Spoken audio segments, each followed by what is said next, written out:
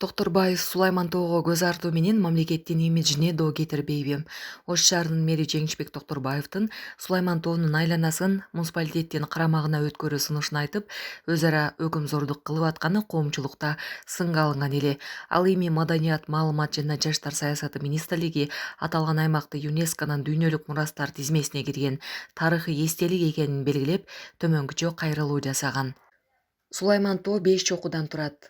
Буура тоо, Шору тоо, Рушан тоо, Эр тоо жана Кекилик учар. Байыркы булактарда Баракух, Сулайман так деп да аталган бул жер пайгамбар Сулайман менен байланыштырылып, Борбор Азиядагы экинчи Мекке катары белгилүү.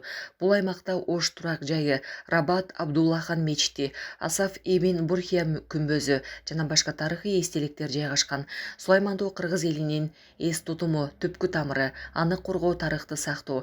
Эске салсак, жакын эле Жеңишбек Токторбаев Сулайман тоонун этегиндеги көрүстөндү рекультивациялап, анын ордуна бак-дарактарды сейилдөө үчүн жашыл аймакты түзүүнү айтып, тоонун бул бөлүгүн медиага өткөрүп берүүнү сунуштаган.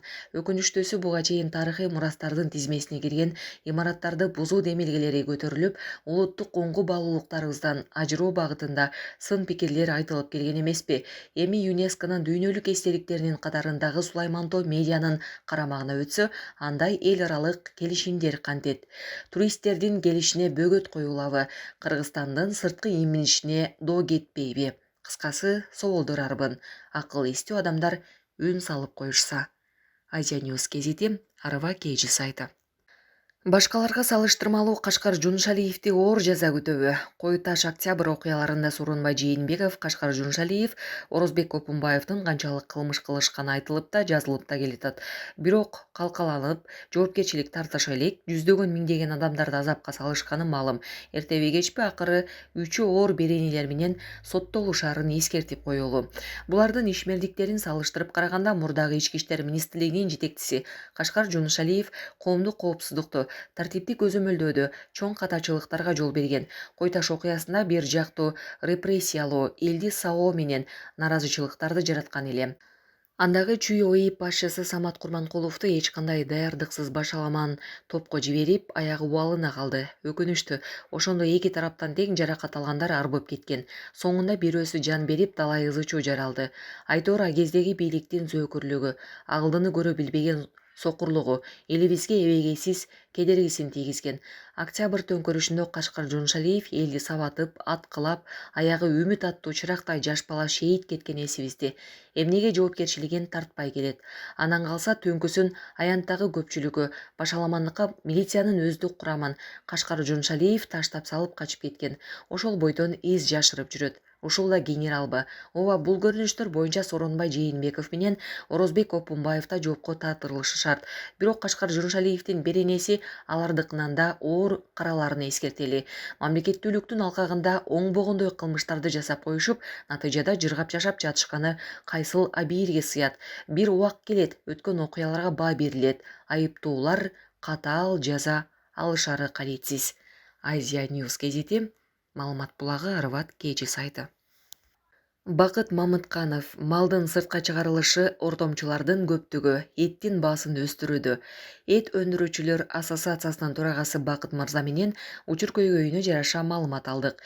Эттин баасы барган сайын көтөрүлүп баратканы коомчулукта талкуу жаратууда. Ушул боюнча сиздин пикириңизди уксак.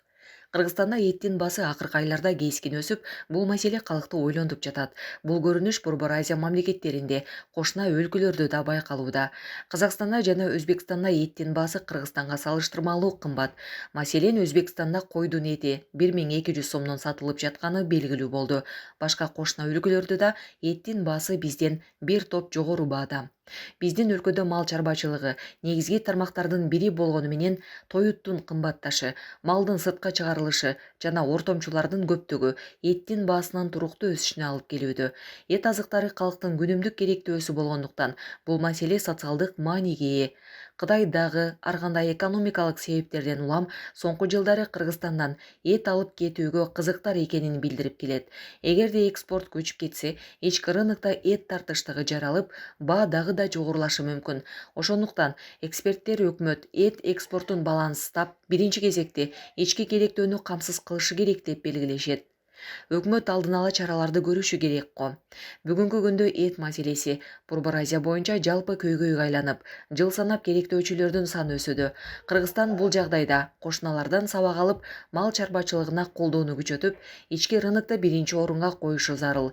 Болбосо эттин баасынын өсүшү элдин жашоо турмушуна олуттуу таасир эте берет. Сиздердин аракеттер кандай болууда? Биз эт өндүрүүчүлөр ассоциациясын түзүп, элге өтө керектүү иш-чаралардын планын түзүп жатабыз. Жакынкы аралыкта жүзүгө ашчу жаңылыктар менен сиздер аркылуу бөлүшүп турмакчыбыз. Азия News гезити, Арава Кежи сайты. Кеңешбек Атикеев, серепчи, мамлекет жаштарга келечектин туура багытын бере албай жатат. Барган сайын жашоо шарттын оорлугунан, кымбатчылыктын кесепетинен жаштар арасында ажырашуулар көбөйдүбү? Мамлекет ушул багытта кам көрүү керекпи? Жашоонун кымбаттыгынан жаштар арасында ажырашкандар, үй бүлөсү бузулгандар жылдан жылга көбөйүүдө дегенге кошула албайм. Анткени бүгүнкү күндө жаштарга эркиндик берилип, ата-эненин, мектептин тарбиясын кабыл албай, өз алдынча жашоого түштү. Улуулардын сөзү, мугалимдин билими текке кетип калган учур. Жаштар үй бүлөлүк балуулуктардан алыстап, батыштын тескери адат жоруктарын өздөштүрүшүп, жашоонун жеңил жолуна түшүшүп, өздөрүнүн келечек тагдырларына балта чаап, ажырашуу, бузулуулар көп болууда. Эмне үчүн мамлекет көңүл бурбайт дейсиз? Ооба, мамлекет жаштарга багыт берүүчү өзүнчө улуттук багытта программа иштеп чыгып, аларга ароолук, тазалык, адилеттик, калыстык, ар намыс, келечек жөнүндө багыт берүүсү керек эле. Тилекке каршы андай иш-чаралар жүрбөй жатат. Неченеген кылымдарды карытып келген кыргыздын улууну урматтоо, кечүүнү ызаттоо сыяктуу сый-урмат менен жашап келген эрежелери бар. Мына ошону туура пайдаланганда, мамлекеттик улуттук баалуулуктардын негизинде мамлекеттик улуттук идеологияны иштеп чыгып, анын үстүнө иш алып барганда гана жаштар арасында ажырашуулар, бузулуулар азаят, токтойт деп ишенем. Азия News гезити, маалымат булагы, Арыва Кежи сайты.